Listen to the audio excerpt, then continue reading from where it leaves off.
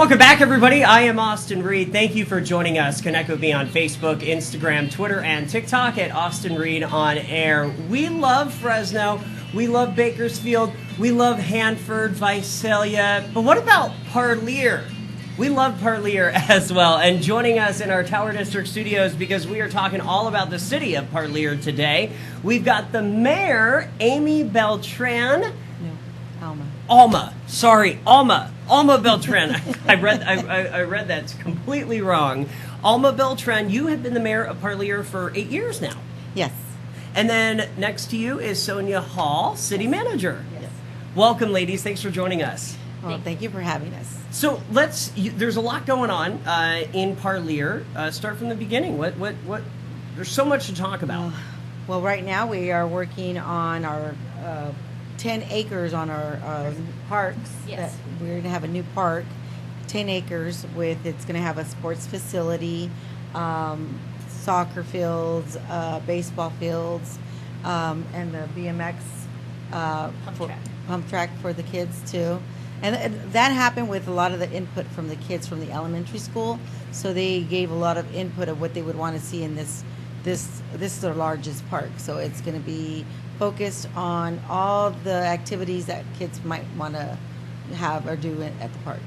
So tell me a little bit about, for families, how important this is. You know, I would always hear the parents say that, you know, they didn't have much locations to go to in Parlier, that they would always have to travel to either other cities to be able to take them to the park where they can enjoy the park. And we do have a heritage park that a lot of people go to now. It has a little splash pad for where the kids can get wet and have fun, picnic area, and soccer also. But we wanted to do something bigger so that on the west side of Parlier, so the kids can have more activities, because we want to keep them busy and outdoor fun, not just always inside and indoor activities, because of the fact that most kids stay watching TV or games on TV, or the games that they watch or play.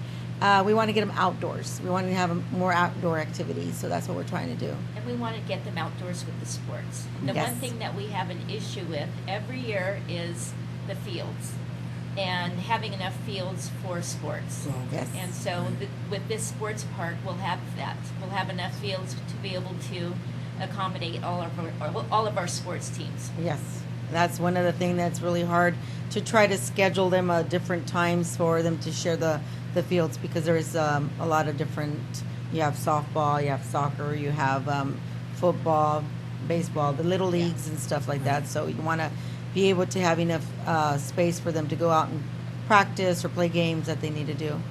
Tell me a little bit. I know that there's some, you guys have some things happening this summer. So whoever wants to take that question. Well, today we're actually having our national night out for the police department, which is a very big thing for us, because we always want to promote our police department. We want to make sure that that people, you know, can feel comfortable around them, and get them more to communicate and feel that the police is here to protect them, not to harm them in any way. So that's the great thing about the National Night Out that we always have every year, and this is it's actually tonight. So it's tonight. Where, time, location. It starts at I believe it's 5 It o'clock. starts at 5 o'clock. 5 o'clock at Earl Ruth at Park. Earl Ruth Park. Yes. It's Perfect. going to have lots of games, activities, and a dump tank. Raffle the bikes. Yeah, The Chief, raffle. Chief got some. She was able to get donated some. They donated some bikes for the kids to get raffled But, off. yeah, this is always the opportunity where the public's able to dunk an officer. I love that. I love that. All for a good cause. All for a good cause, though. The kids love it. You know, Yeah. they really do enjoy having that relationship with the police department. They like to have fun with them. I wanted to ask you a little bit about the medical marijuana dispensary, because that's happening in Parlier. Yes, we do have a dispensary in Parlier. I believe we were probably the second or the third dispensary that to open in the valley, but it's been very successful. It has brought people to our community not just to the dispensary, but also to our local restaurants. So that's what we want to do, is attract more people from outside to come to our town, to our restaurants, whatever is whatever they would like to have in Parlier. And one of the things that brings them is the dispensary. And I've heard firsthand, well, we both heard from the owners, that they do ask, like, where's your local restaurant here, the best restaurant around here in Parlier, so they want to actually dine in somewhere. And it's been doing pretty well. It's been focused to bring in the revenue for our police department. And from a $1.3 million police department, but it also, the Measure Q also helped that the voters passed, but it also brought more revenue. So we have a $3 million police department budget for our officers. It's doubled our budget. Yes. Wow. So, and it's not just cannabis, because I don't want people to think that it was fully funded only by cannabis, but it did help a lot. We almost lost the police department back in 2014, and we were able to save it, and we had 9 officers at the time. We have 20 officers now. So we were really successful with our police department. And we're still working to improve a lot of the things in our police department, where we did want to do our own dispatch, but that's kind of like not going to really happen since Sanger actually got funded from the state for dispatch, so which is good for them. But we're still looking for things to improve our police. We also received some $2.5 million from the state, so we're going to use those funds to rehab our police department as well. And make it safer, because before we had an incident that happened where they burned one of our Yeah, I saw. Yeah, I covered that story. Yes, and it was unfortunate that happened, and people think that it's okay to do something like that, because what it's causing is if they need to respond. And I'm not saying they just depend on that one vehicle, but it's a vehicle that's still needed, in case of an emergency, in case of something, they need to have their vehicles to respond. Yeah.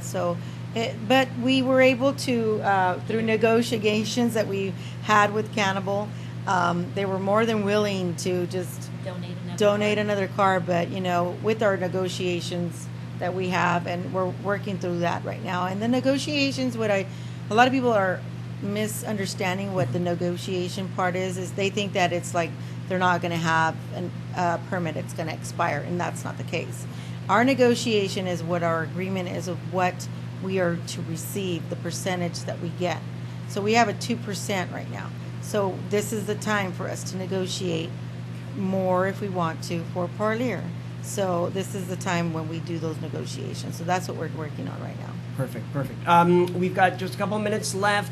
Anything else that I missed? Anything else you guys wanted to talk about today? Well, I think we are working on our downtown.